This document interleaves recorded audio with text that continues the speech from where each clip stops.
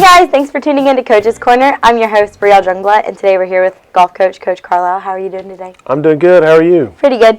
At your home tournament, March 9th through the 10th, you finished 13th in a tough field. What are your thoughts on your team's performance? Well, we didn't play real well.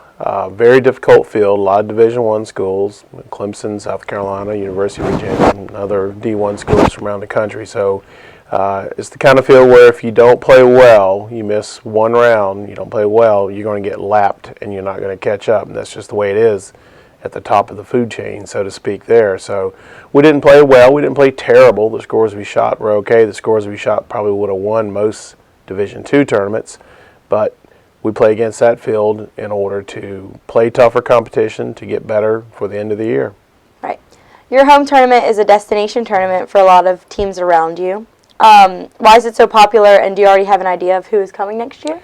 It's really popular because they get to eat a lot of Chick-fil-A sandwiches while they're there. All they can eat. We bought like 800 Chick-fil-A sandwiches and ate every single one of them. I don't doubt it. That's the only reason anybody comes. No, it's first of all, it's a great golf course, phenomenal golf course in phenomenal condition. It's a very historic golf course. Everybody hears about it. We had a team from the University of Idaho played this year, and they just couldn't wait to get here. They'd heard so much about it. When they got here, one of the players commented to his coach. He said, "Coach," he says, "this place looks better than Augusta National does on TV."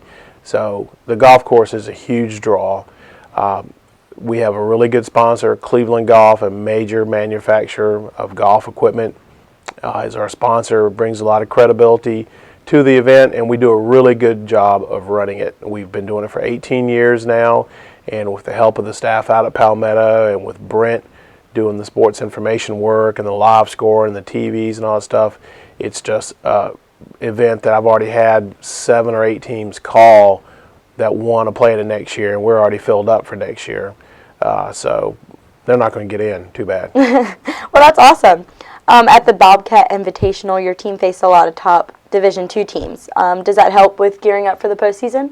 It does. Anytime you play tough competition, and those are the guys we're going to have to beat to win another national championship. So once again, we played on a great golf course. We had a pretty good team effort there. Finishing second, that field was pretty good.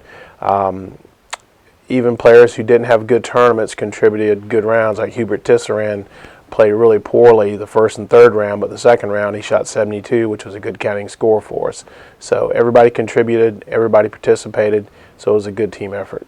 That's awesome. Axel Austenson won the event. Talk about his play throughout not only the tournament, but his first year. What's his name again? Austenson, right? Not bad. Axel Austenson. Okay. The O is supposed to have 2 little dots over and an Okay. Somebody is Austenson. I'm sorry. I did the best I That's okay. I just like to give you a hard time. So, Axel played great. Yeah, 3 rounds under par. He won the individual title by 3 shots against the best Division II competition in the country. Nova Southeastern's players, all 5 of their players, I believe, are ranked in the World Amateur Golf ranking. They're very good. He beat all those guys too, so he's going to be moving up significantly in the world rankings with a victory there. Wow. Okay, we still have a lot of time left in the season. What type of legacy do you think your seniors will leave? Well, I think that's yet to be determined because it's not over. But, I mean, so far it's pretty good, but I know they have a lot more things that they want to accomplish and do. They want to win their 3rd Peach Belt championship in a row coming up here, make it to the postseason, to the NCAA tournament, qualify for the Elite 8 into match play and see how far we can go into match play. So I would say they would tell you that they have not finished what their legacy is going to be. It's been good so far, but it can get better. That's really good. High standards.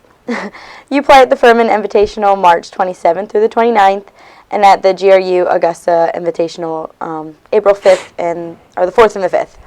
What are your thoughts on both those tournaments, and what are a couple things you think your team needs to work on heading into that?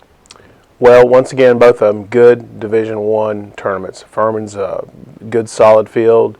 Augusta State's field's unbelievable. You got the number 1 and 3 D1 teams in the country there in University of Illinois, and I think Oklahoma State is number 3, or Georgia's number 3 in the country.